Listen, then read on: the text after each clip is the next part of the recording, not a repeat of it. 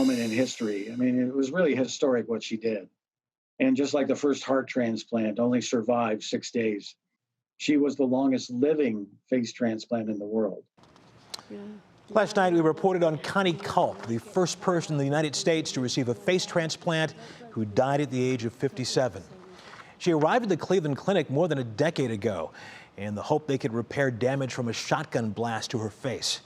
Our senior health correspondent, Monica Robbins, covered her from the beginning, and tonight she has more about Connie Culp and the gift she left behind.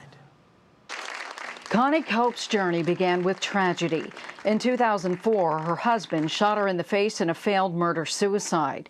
He went to jail for 7 years. Connie embarked on a medical odyssey that would make history. First, she endured 30 operations attempting to fix the shotgun blast damage that shattered her nose, cheeks, roof of her mouth, and eye. In December 2008, a team of Cleveland Clinic doctors began a 22-hour procedure that would replace 80% of her face with that of a deceased donor. At the time, a medical miracle, and her team will never forget her.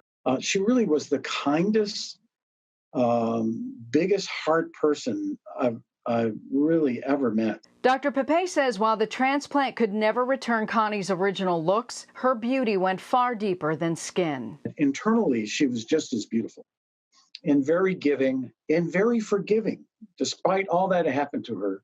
Connie spent the next decade of her life sharing her story, speaking out about domestic violence, and educating and encouraging others who would undergo transplant surgery.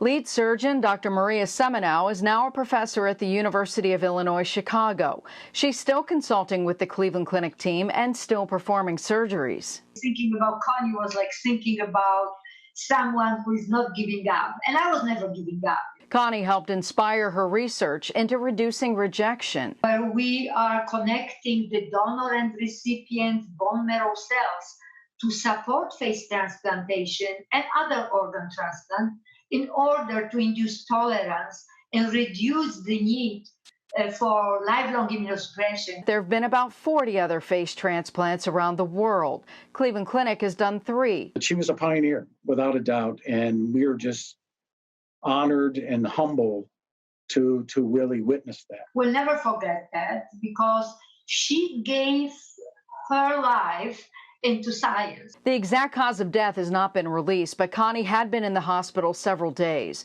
It's possible the years of immunosuppression drugs had weakened her body, which is a risk among transplant patients. To date, she had been the longest living face transplant survivor, but she left the world so much more. A gift to all humanity, not just Ohio or the Cleveland Clinic, but really everywhere. Monica Robbins, 3 News.